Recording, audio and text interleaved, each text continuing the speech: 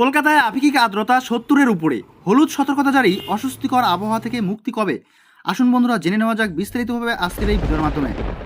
চরম অস্বস্তি কলকাতা সহ দক্ষিণবঙ্গ জুড়ে, রবিবার ফের বজ্রবিদ্যুৎ সহ ঝড় বৃষ্টির আশঙ্কা। শনিবার থেকেই বিক্ষিপ্তভাবে পশ্চিমের জেলায় ঝড় বৃষ্টি শুরু হবে। সব জেলাতেই গরম আর অস্বস্তিকর আবহাওয়া আজ থেকে শুষ্ক গরম বাড়বে।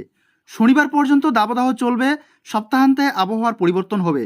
রবিবার থেকে মঙ্গলবার ঝড় বৃষ্টির সম্ভাবনা রয়েছে। শুক্রবার পর্যন্ত তাপপ্রবাহের সতর্কতা থাকবে পশ্চিম বর্ধমান, বাঁকুড়া, বীরভূমে। তাপপ্রবাহের পরিস্থিতি থাকবে দক্ষিণবঙ্গের বেশ কয়েকটি জেলাতেও।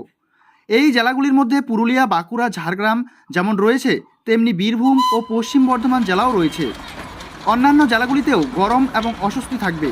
শনিবার থেকে পশ্চিমের বেশ কিছু জেলায় ঝড় বৃষ্টির পূর্বাভাস রয়েছে। ঝড় বৃষ্টি বাড়বে।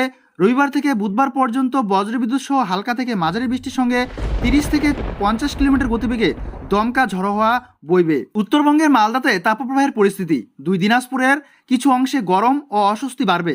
দার্জিলিং সহ উপরের 5 জেলায় বৃষ্টি চলবে, বিক্ষিপ্তভাবে বৃষ্টি চলবে, বজ্রবিদ্যুৎ সহ বৃষ্টি হবে দার্জিলিং সহ উপরের সবকটি জেলাতে। মালদহ জেলাতে 40 ডিগ্রির উপরে তাপপ্রবাহের পরিস্থিতি এই মুহূর্তে। গরম ও অস্বস্তিকর আবহাওয়া উত্তর ও দক্ষিণ দিনাজপুরে এই পরিস্থিতি থাকবে শুক্রবার পর্যন্ত। কলকাতায় সকালে আংশিক মেঘলা আকাশ, বাতাসে জলীয়বাষ্পের সঙ্গে গরমে অস্বস্তি চরমে।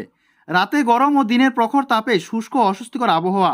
আগামী শনিবার পর্যন্ত গরম ও অস্বস্তিকর আবহাওয়া শহর জুড়ে। রবিবার থেকে ঝড় বৃষ্টির সম্ভাবনা বাড়বে। বজ্রবিদ্যুৎ সহ বৃষ্টির সঙ্গে দমকা ঝড়ো হওয়া বইবে।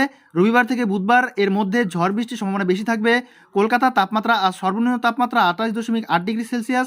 গতকাল দিনে সর্বোচ্চ তাপমাত্রা ছিল 35.4 ডিগ্রি সেলসিয়াস। বাতাসে জলীয়বাষ্পের পরিমাণ আপেক্ষিক আর্দ্রতা 61 থেকে 87%। তো বন্ধুরা, এই ছিল আজকের আবহাওয়ার আপডেট। দেখা হচ্ছে পরবর্তী নেক্সট আপডেটের সঙ্গে। ততক্ষণ পর্যন্ত সুস্থ থাকবেন, ভালো থাকবেন। এই ভিডিওগুলো দেখার জন্য আপনাদের প্রত্যেককেই অসংখ্য ধন্যবাদ।